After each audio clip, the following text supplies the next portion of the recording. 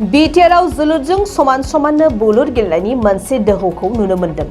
सम आरो बोथोरजों लोगोसे बिटिआरआव जोलुर आरो बुलुर गेलेनाया जाखांबोगासिनो। जोंनिसिम खौरां सौफैनाय बादिब्ला बिटिआरनि दाब दाब जायगायाव दिनैसिम गेजेर थाखोनिफ्राय लानानै गोजौ थाखोसिम गोबां जोलुर आरो बुलुर बादायलायनाया खुंफुंजाबाय। बेबायदिनो माब्लाबा सरकार बिथिंनिफ्राय आरो माब्लाबा गुबुन गुबुन आफादफोरनि जोलुर आरो बुलुर बादायलायनाय खुंफुंनायखौ नुनो मोन्दों। दिनैबो सीके दखरा एबसुआ सानसेनि मेहेरगोनां हाबाफारिजों इन्टार इउनिट बुलुर बादायलायनाय खुंफुंदों। सीके दखरा एबसुआ खामारदैसा रुरेल स्टेडियामाव गावसोरनि बेन्दोंआव थानाय मोनजि इउनिट एबसु आफादफोरखौ लानानै इन्टार इउनिट बुलुर बादायलायनायखौ खुंफुंदों। एबसुनि बड'फा गेजेटियारि सोलायनायनि मावथांखि बायदियै सीके दखरा एबसुआ बे बादायलायनायखौ खुंफुंदों।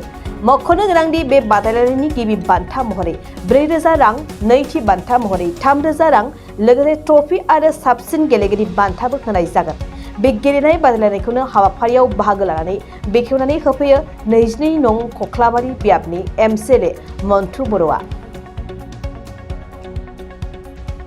दिनै दुलाराय बर' फरायसा आफादनि बिथोन बायदियै नैबे बाक्सा जिल्लानि सीके दखरा दुलाराय बर' फरायसा आफादनि बानजायनायाव बड'फा उपेन्द्रनाथ ब्रह्म जि गोजोरथायारि सोलायनाय मिशन बेनि हाबाफारि लेखायै नैबेवहाय लोक्षि बाजाराव सापागुरि कख्लाबारि दखरा दुलाराय बर' फरायसा आफादनि बानजायनायाव इन्टार इउनिट एबसु बेनि जि भलिबल बादायलायनाय बे हाबाफारिया सोलिगासिनो दं। थारैनो जोबोद गोजोननाय मोन्दों। दुलाराय बर' फरायसा आफादा गुबुन गुबुन समफोराव गुबुन गुबुन हाबाफारि लानानै जोंनि बर' हारिखौ जौगानायनि जेसेबांखिनि मावबिथांखिफोर बे मावबिथांखिफोरखौ अरायसमबो लाबोबाय थादों आरो आसा खालामो बिथांमोननि जिखिनि नाजानाय बा दुलाराय बर' फरायसा आफादनि नाजानाय बे नाजानाया सानसे समाव मोगथां महर जाफुंगोन आरो लोगोसे जोंनि प्रमद बर' दैदेननाय जि इउपिपिएल सोरखार बे इउपिपिएल सोरखारनिफ्रायबो जोंनि लाइमोन गांखंनिफ्राय मोनफ्रोमबो जिल्ला आरो मोनफ्रोमबो ब्लकखौ बिथोन हरनाय जादों। बे बिथांमोनाबो जोंनि ओनसोलनि जिखिनि लाइमोनफोर बे लाइमोनफोरखौ लाफानानै गुबुन गुबुन बिथिं फारसे जिखिनि सांग्रांथि होनाय बे सांग्रांथि होनायजों लोगोसे नैबे भलिबल कम्पिटिसनफोरखौबो लाबाय थानाय जादों।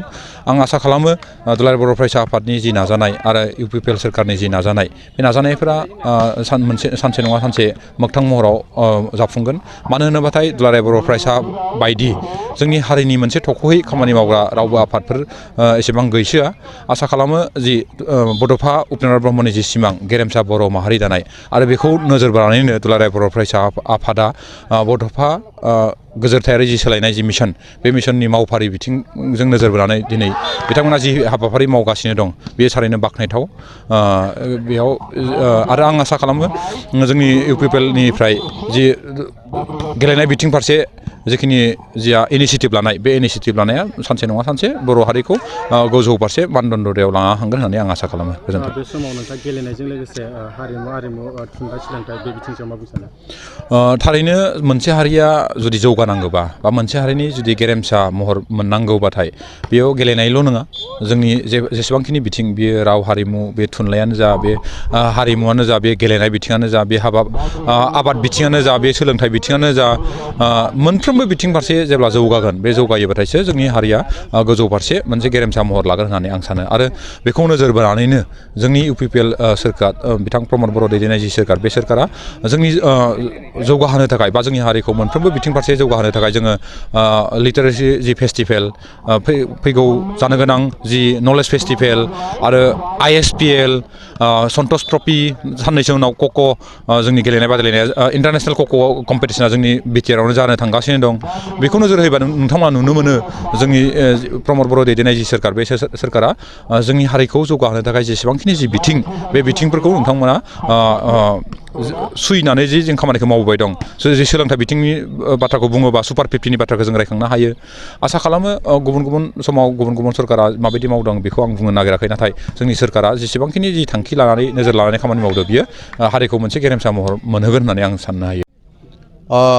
दिनै सापागुरि कख्लाबारि दखरा दुलाराय बर' फरायसा आफादनि बानजायनायाव इन्टार इउनिट भलिबल कम्पिटिसन बे जोंनि दखरानि सिङाव थानाय मोनजि इउनिट कमिटिफोरखौ बेवहाय लानानै दिनै दखरा दुलाराय बर' फरायसा आफादा इन्टार इउनिट भलिबल कम्पिटिसन जोङो बेवहाय होगासिनो दङ। बेयो जोङो देग्लाय नैथि खेब जोंनि बे भलिबल बादायलायनाय खुंनाया बड'फा गोजोरथियारि सोलायनाय जि जोंनि दुलाराय बर' फरायसा आफादनि मोनसे मावथांखि बेखौ नोजोर बोनानै बा बेजों सोमोन्दो लाखिनानैनो थांनाय 2022निफ्राय दखरा दुलाराय बर' फरायसा आफादा बे बोसोरफ्रोमबो जोङो इन्टार इउनिट भलिबल कम्पिटिसन बेखौ होबाय थादों आरो थिग बेबायदिनो जोङो आन्डार 14 जि फुटबल बेखौबो जोङो बोसोरफ्रोमबो होबाय थादों बेयो जोंनि दिनै जि भलिबल बेयो दिनै नैथि खेब जोंनि बे कम्पिटिसना दा बेवहाय बेनि गेजेरजों जोङो जोंनि लाइमोनफोरखौ गेलेनायनि फारसे जों जेन सांग्रांथि लाबोनो हायो बा गेलेनायनि फारसे थुलुंगा लाबोनो हायो आरो बेखौ नोजोर होनानैनो जोङो दिनैनि बे जोंनि मिशननि दारै जोङो बेखौ खुंनाय जादों। नोंथांमोना बेबायदि खेला दुला होनायनिफ्राय माबायदि ओनसोलाव हालामाव जौगागोन होननानै सानो? जोङो मोनसे मिजिं दङ जों बेबायदि गेलेनायनि गेजेरजों जोंनि गेजेरनिफ्राय जेन मोजां गेलेगिरि जों सोरजिनो हायो बा गेलेनायनि जे जोंनि लाइमोनफोरनाव थुलुंगा मोनसे हाबो आरो देहायारि बिथिङानो जा बेयो गोसोआरि साननाय हनाय फरायनाय बिथिङानो जा फारफ्रोम बिथिङाव गेलेनायनि गेजेरजोंबो जोङो गावनि केरियार दानायनिफ्राय लानानै गावनि जिखिनि साननाय हनाय बेखौ जौगासार मोनसे महरसिम लांनो थाखाय जों गेलेनाया जोबोर गोनां होननानै जों सानो आरो बेनि गेजेरजों जोङो खोब मुलाम्फा जागोन होननानै जोङो सानो। नोंथांमोना गेलेनायनि अनगायैबो हारिमु थुनलाइ सोलोंथाइ बे बिथिङाव माबायदि बिफाव लानो सानो? दुलाराय बर' फरायसा आफाद जोंहा अलरेडि बियो सोलोंथायारि बिथिं समाजारि बिथिं गेलेनाय राव हारिमु थुनलाइ फारफ्रोम बिथिङाव जोंनि खामानि मावनांगौआ दङ आरो जोङो मावबाय थायो दुलाराय बर' फरायसा आफाद हिसाबै रिसेन्टलि जोङो थांखानाय खोन्थाखौ बुङा नैबे खेला जोबनायनि उनावनो बैसागुनि थाखाय बा जोंनि गेजेराव जोंनि गोजाम दामग्रा देग्रा खाम सिफुं सेरजा बेबायदि दामनाय देनाय हारिमुखौ जोंनि गेजेराव लाखिनांगौनि थाखाय जोङो वार्कशप जों देग्लायबो होगोन थांनाय समावबो जोङो बेबायदि जोंनि लाइमोनफोरखौ लानानै खाम दामनाय सिफुं सुनाय सेरजा दामनाय बेबायदि फोरोंथाइ बादा जोङो मोजां फोरोंगिरि लाबोनानै जोङो थांनाय समावबो होदोंमोन आरो देग्लायबो जोङो बेखौ मार्च दाननि जोबथा सप्तानिफ्राय जोङो बैसागोनि खाथिसिम जोङो बेखौ होनायनि थाखाय थागथियारि दखरा आफादा जानानै दङ।